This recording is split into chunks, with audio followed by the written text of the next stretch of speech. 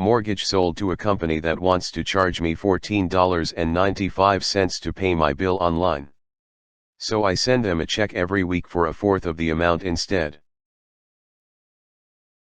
I figured someone here might get a kick out of this. Last year, for like the 6th time since we bought our house, our mortgage was sold to yet another company. I've never been late paying it, have occasionally made extra payments, never had any issues. But this new company wants to charge me a $14.95 convenience fee to take a payment online.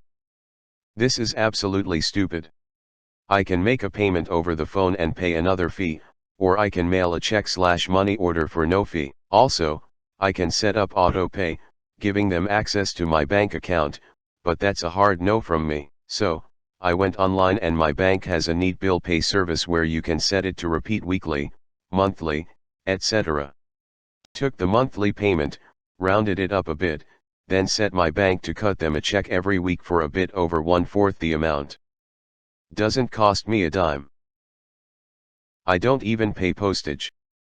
I'm sure the money comes out of the account a little earlier than the mortgage company actually gets it, losing me a tiny bit of interest or something. But man, it makes me feel better that for trying to charge me $15 for what is essentially an automated process for them, they now get to process 4 to 5 checks a month. And, sure, I'm sure they have that whole process down to an art for minimal human interaction. But it's not zero. I really wanted to press my luck and send 1/30th of the payment every day, but I figured my bank might cut me off at that point. Edit. Wow. I did not expect this to blow up like it did. Thanks for the likes, rewards, and comments everyone. Now to the comments. Gotta tell you my late mom's story. They bought a house in 1975 and just like yours the lender changed hands numerous times. My mom was old school and would keep every single canceled check in shoe boxes for 30 years. When it finally came down to a few more months left, the last lender sent notice that a bunch of months were never received and they now owed thousands in arrears. She copied the checks in question and they reluctantly sent them the deed. Ducking slimy corporate bullshit. Just like the Bank of America foreclosure that ended with a judge seizing computers from a branch because they tried to foreclose on a house that was never financed through them. Had a work friend once that worked hard at a second job for about 4 years. His plan was to pay off his mortgage early. The mortgage co. told him that his mortgage had a prepay penalty, a relatively large one. He consulted his attorney who advised him to pay it all except $200.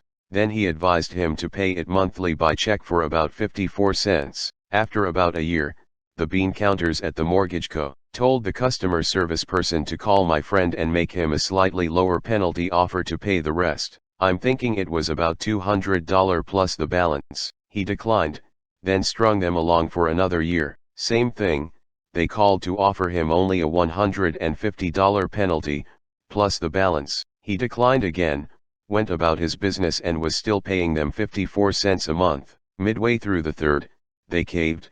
He accepted their no penalty offer and wrote them the check for the balance.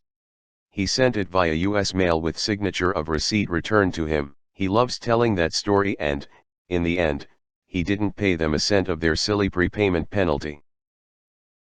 How are prepayment penalties still legal? Companies only make money on the interest. Make sure they're actually applying these payments. I've seen horror stories of people who have done similar things and the mortgage company will just sit on the money because they aren't receiving full payments. OP replied. I check my paper statement diligently, the one I make them mail me. You're a hard ass.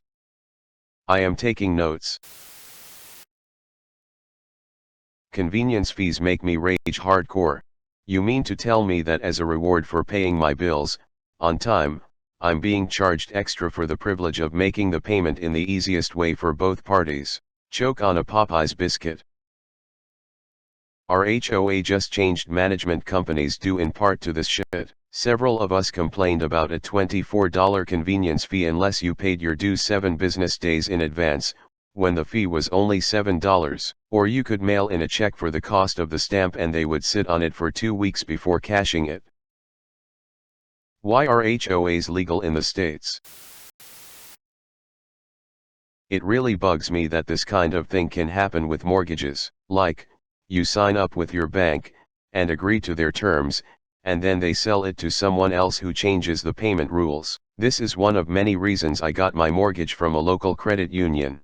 While they couldn't make any promises, I was told they try to remain the servicer of all their mortgages. So even when they sell the mortgage to someone else, my payments are still handled by the credit union. It's been almost 10 years, and that's what happened. I've gotten a total of 2 notifications of the mortgage being sold, but on my end, everything still looks the same, as far as how I make payments.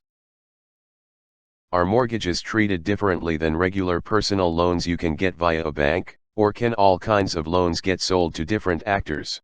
And what's the reason a mortgage is sold? Is it because the bank wants the money now and don't want to wait another X number of years to collect it all? I guess they're selling it for a loss, in that case. Mortgage-backed securities is the sexy business words. A bank can bundle many mortgages together into a package, then sell that package to investors. It balances out high-risk/high reward loans with low-risk/reward loans. It also makes the overall package large enough to attract the massive wealth fund investors. Selling your individual mortgage to another provider is almost exactly like trading football players to another team. The first bank has decided that your overall risk/reward and the loan timeline is more valuable elsewhere. All loans can be sold to other providers. A loan is a valuable financial product. For instance, maybe bank wants $500 today instead of $750 tomorrow. Another bank may pay the first bank out and play the waiting game. Bank may win in case of MBs. Second bank may need more loans to build up their package/risk profile, but they can't/won't do work of sourcing individual loans. They may pay more for your loan in hopes of building a better package, essentially paying first bank a finder's fee. Mortgages are special loans. For one, the value of the asset is usually higher than the loan. Note, see 2008 for counter examples. It's often people's most valuable asset with majority of their savings tied to that asset. It's also relatively easy to sell it if the loan turns sour. Several states prohibit fees like this, or at least are very strict on it: California, Florida, Massachusetts, Michigan, North Carolina, Texas, Washington, West Virginia. Texas was removed from that list in 2018. Sigh. Yeah, my landlord did something like this to me. I was doing bank transfers online but they changed to an auto deduction system. New system tacked on a 2% fee onto my rent. Paying with cash at the post office is free and is 50 yards from my house next to the store I get my food from. Paying your landlord with cash? They better be getting a receipt. You are my hero. I've had Carrington Mortgage for years. They also charge a convenience fee to pay online. I hate them. But it's only $5 for me. Wow, that should be illegal. Open another bank account for autopay. So, bank account 1 is firewalled from account 2 autopay issues. I assume the process is to transfer exactly the mortgage payment into the account each month. And what if they overdraw the account then? I guess the risk of that is better than giving access to more of your money. Yes, my bank requires a minimum of $100 balance to avoid fees. Overdraft is unable to be used. We have transfers set up for all the bills etc. to go straight to account number 2. Then everything gets autopay. We started this after our account was hit with card fraud, so, to add buffer, we only use cards from account number 2 and transfer money over as needed. It might be inelegant and clunky. but simple and safe. Bonus, by sending them a check a week, you are lowering the balance a little bit faster, and making an extra full payment a year, which means you're paying the loan off faster and saving yourself, and costing them, interest. OP replied. Yeah, I had been making occasional extra payments prior, but this way keeps my budget straight and guarantees the extra payments. Each individual check is a bit closer to 1/3 the monthly payment, so I'm actually significantly ahead by doing this. Just make sure the extra is going toward principal or the joke is on you.